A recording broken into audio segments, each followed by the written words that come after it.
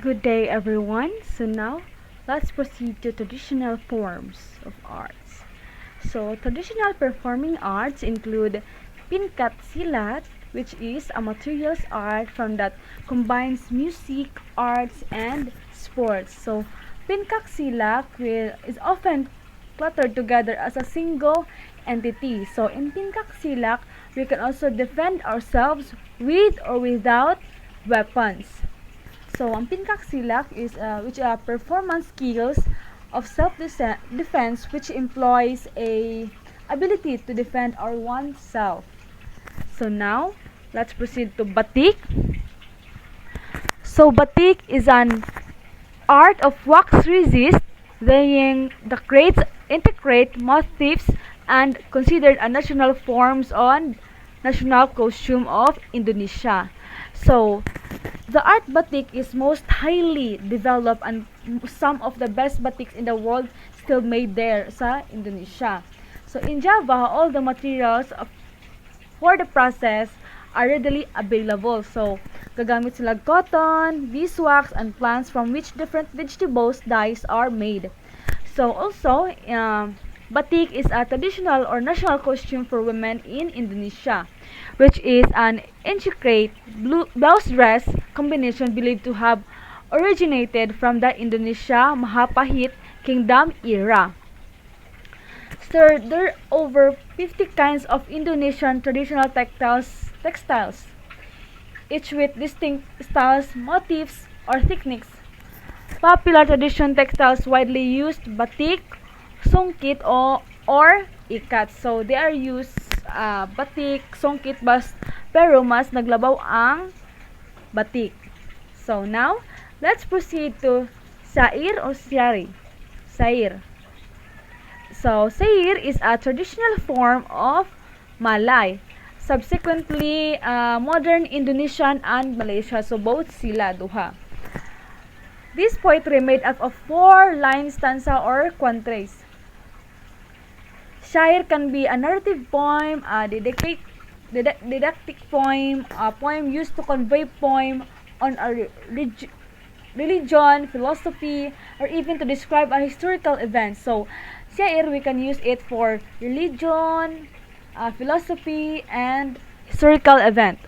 And also, in contrast to phantom forms, the shair conveys a continuous idea from one stanza to the next, maintain a unity ideas from the first line to the last line. So, when we use shair or sair, the first line of the stanza should be connected until the last line of the stanza. Or, this should be rhymed. So, shair also is a song in set rhymes that differ from sair to a. And also, the recitation of sair can be accompanied by music or not. So, we can use the recitation of sair with or without music. So now, next is pantun. It is a Malay oral poetic form used to express intricate ideas and emotions. So, it is generally consists of even numbers, lines, and based on above rhyming schemes. The short pantom consists 2 lines better known as the pantom dua kirat. In Malay, while the longest pantom, the pantom inam balas kirat, have 16 lines. So imagine the pantom dua kirat is 2 lines and the pantom inam balas kirat is 16 lines. So pantom is a disjunctive form of poetry which always come into 2 parts. From first being prefatory statement called pimbayang or sampiran that has no immediate logical or the narrative connections with the second or closing statement called maskud or isi. I am understandable, Kas? Okay, very good. So now let's proceed to Korindam. So when we say Korindam is a traditional form of Malay poetry that consists a brief aphorism. It is a type of irregular verse from traditional of Malay poetry.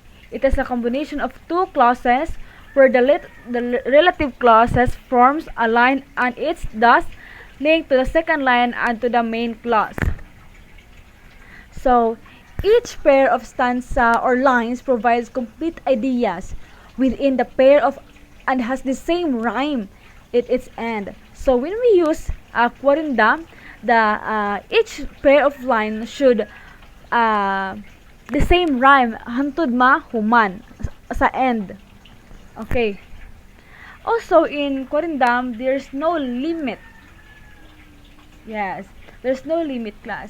So when you use Quarindam, always remember that each stanza should provide complete ideas and should in the end should rhyme. Parehas sila, rhyme sila. The next one or the last one is hikayat. Is it a term to use to describe stories, fairy tales, animal fables, and chronicles in Malay literature romance, called hikayat? So, hikayat is both in verse and in prose, appeared having as the sources native myth and legend. Soon, Malay Balinese, Sundanese, Mudaris, vernacular literature emerged, all dealing with the same themes. And now, Kas, any questions, clarification about my topic? Okay, so thank you for listening, class. I hope you will learn about our discussion in this morning. So now, I will give the floor to Miss Garilin Cultura to continue the discussion of our topic. Thank you, everyone.